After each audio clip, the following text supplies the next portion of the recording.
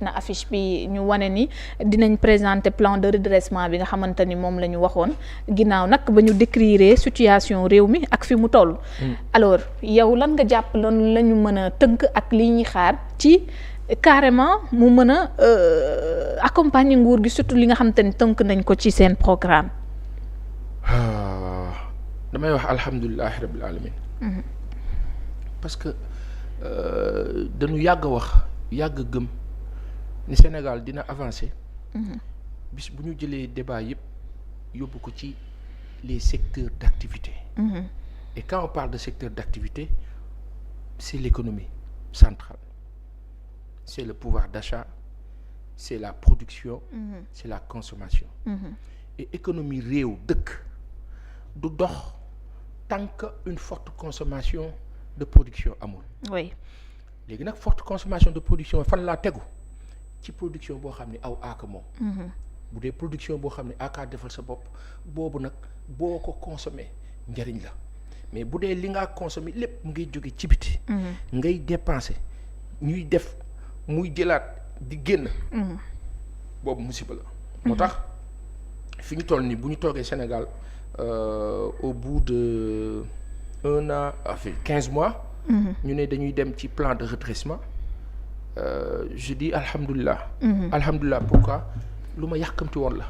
maanaam ba nguur gi faloo dama yàkkamti woon nguur gi falu rek ñu wax économie. sauf que et à leur décharge à mon avis humble.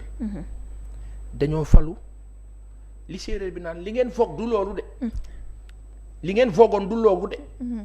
lébuy ne la dadut loolu nekkut loolu du loogu loogu noogu doonu ko maanaam nguur gi fa mu taxawoon nekk ci biti ci opposition bi naan ñun bu ñu ñëwee toog on va changer les choses rapidement ba ñu toogee la séeréer ba wax moo leen dal.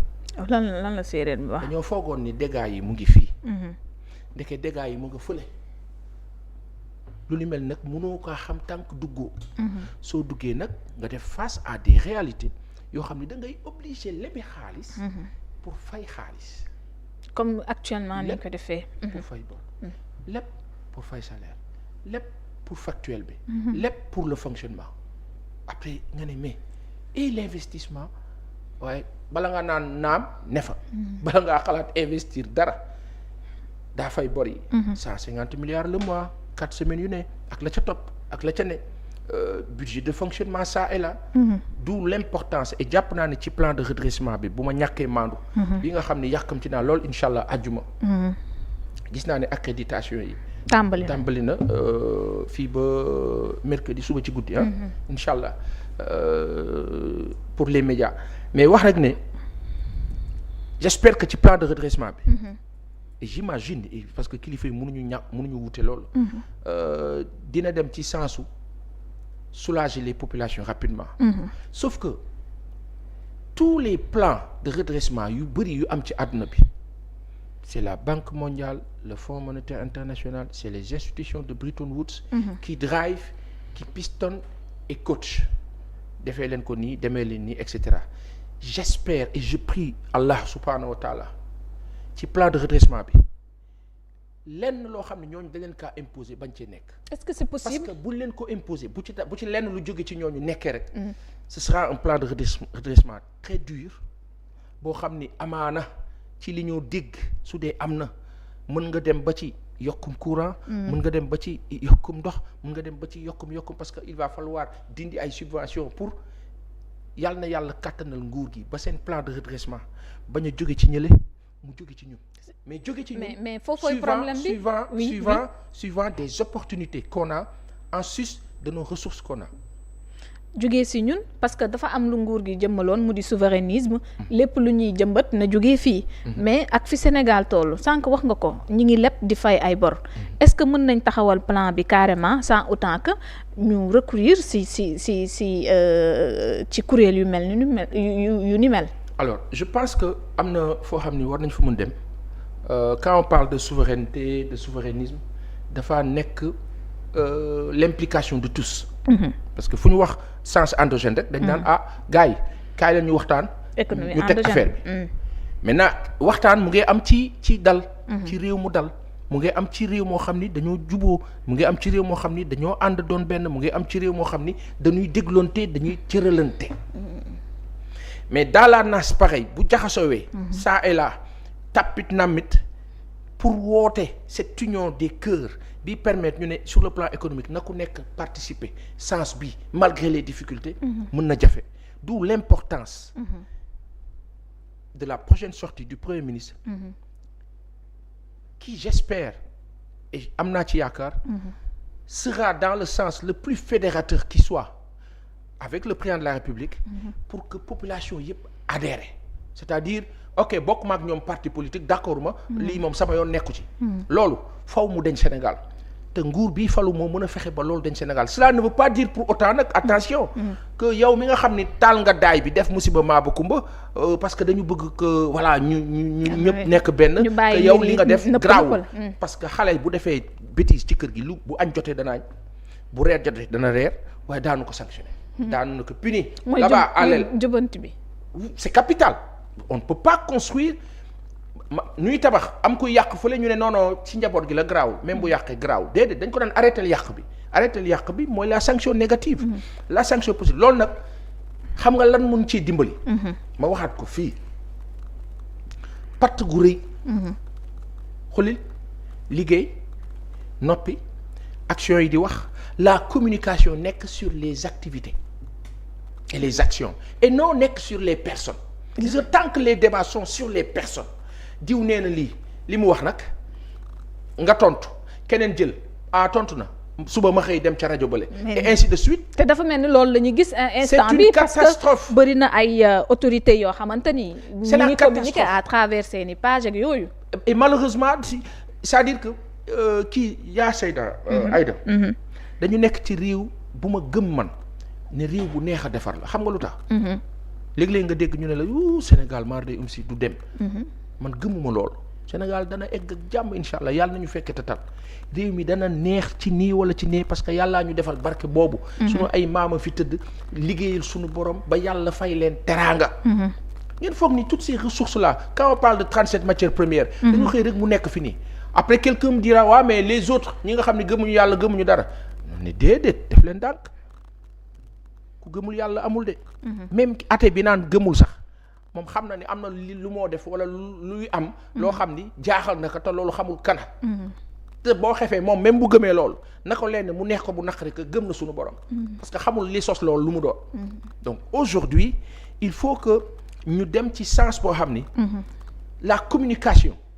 état au Sénégal dakaa drive dans le sens où population yëpp ma d'accord ma bañ a d'accord dinaa accepter règle bi fi ne dëkk bi kat réew mi dafa am ñu falu ñoom nii lañ ko tegee ñun ñëpp nañ ci àndandoo te foofu la ñu war a dem pousser les Sénégalais à être dans le même sens quand bien même chacun est libre de donner son avis de dire politique bi tey un plan de redressement par exemple le premier ministre qui vient Ousmane Sonko daal di ne plan bi lii la ñu nar a def lii ak lii ak lii ak lii sous la présidence du président de la République mais après lan mooy xew il y aura des débats ça et là Seneweb les autres médias puisque préparé nañ ko sax ñoom léegi tous les médias bu ñu jëlee li fi yàgg am au lieu ñu dem ci sensu quintessence plan ba efficience ba dañuy préférer ne PMD ba muy wax sànni na xeer gars yi nag de nee na gars yi nag nañ xam ne am na loo xam ne dootuñu ko nangu d'où l'importance de la communication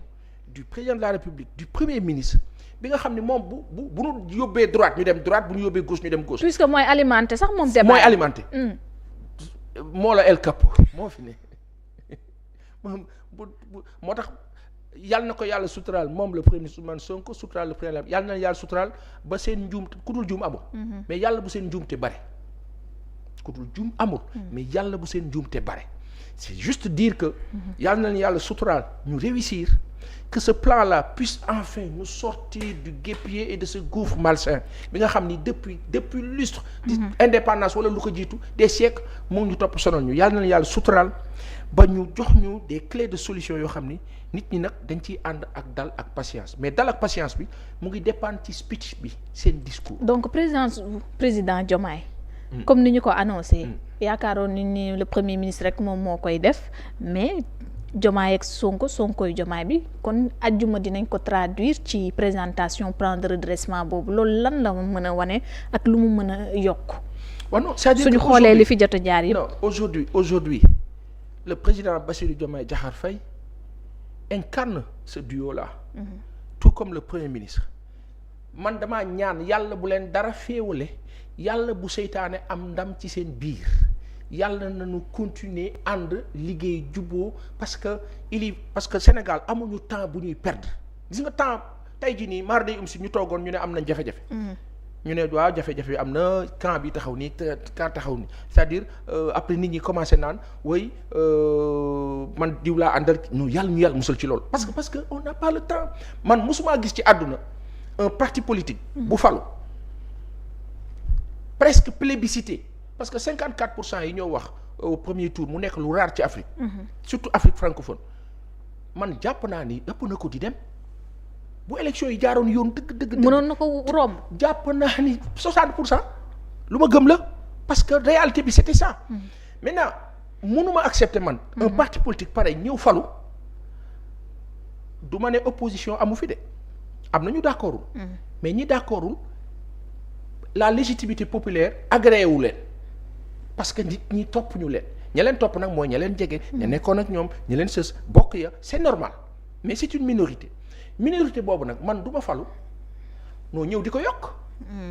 et la pire façon wala la meilleure façon pour ñoom yokk minorité boobu moo ne ñun suñu biir ñuy jotee. au bout de 15 mois ñu toog naan way le duo le tandem mais est-ce que non d'où l'importance seen biir problème bu ñu mënti am seen biir nañu tëju ruq lijjanti ka. kon boobu déclaration publique moom kon. dama koy dàq. non parce que ñun population mënuñu yuuxu ñi yore nguur gi di yuuxu. ñun ku ñu dimbali ko. kuy jooy du nax kuy jooy. mënta ne. d'où l'importance te loolu c'est en guise de contribution il faut que ñoom ñu xoolaat seen communication de sorte que parce que tey ki la yaakaar. oui ma. Aïda. waaw ma xëy suba am jafe-jafe ne bëreet yii xaar ma daw ci Aïda ñëw ba jub sa buntu kër dégg la nga naan ay fu ma jëm yee. tey de yoruma dara waaw man tey maa woo Pa Assane te Pa Assane sa kër la jëm si woon. kuy wàllu moroomam. waaw looloo jar a laaj.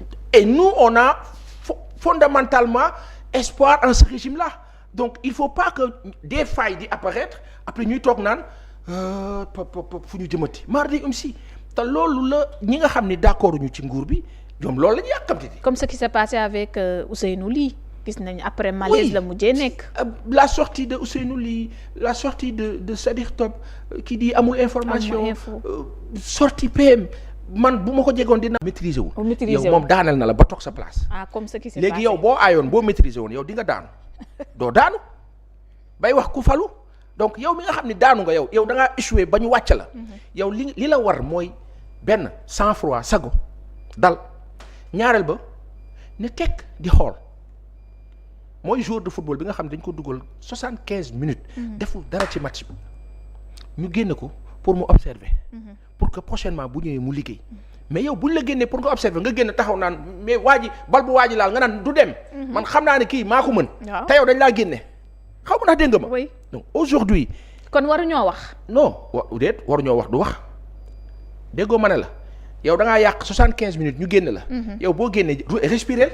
xanaa di nga toog ci banc bi naan ndox toog souffler toog dallu observer waaye nga génn rek naan kii maa ko mën yow àlakan parce que gis nañ ñoom li ñu doxaloon ba ci 12 ans yi comparé à ce qu'on voit maintenant comme nu mu ko waxee rek dafay nuru ni wax loolu Pape Malick Ndour waaw il est économiste bu mu déggee plan de redressement bi moom dafa relever ceci est symptomatique d'un pouvoir qui tâtonne, navigue à vue et condamne notre pays à l'échec, à la pauvreté, à la misère noire et au sous-développement.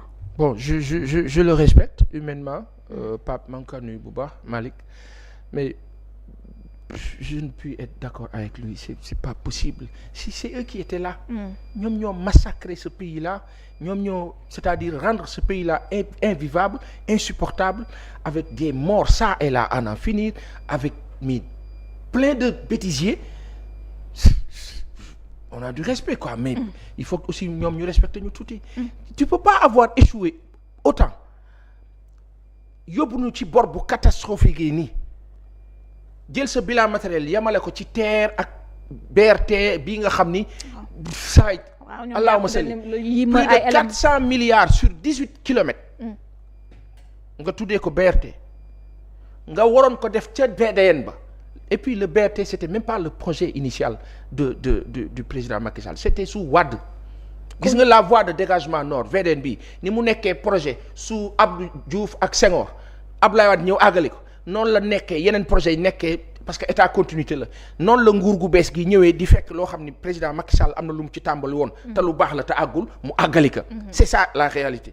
Donc après ci bilan boobu kon da nga naan les projets de Wade yi président Macky Sall àggali boo ko dindee ci bilan wu Macky Sall lan la am.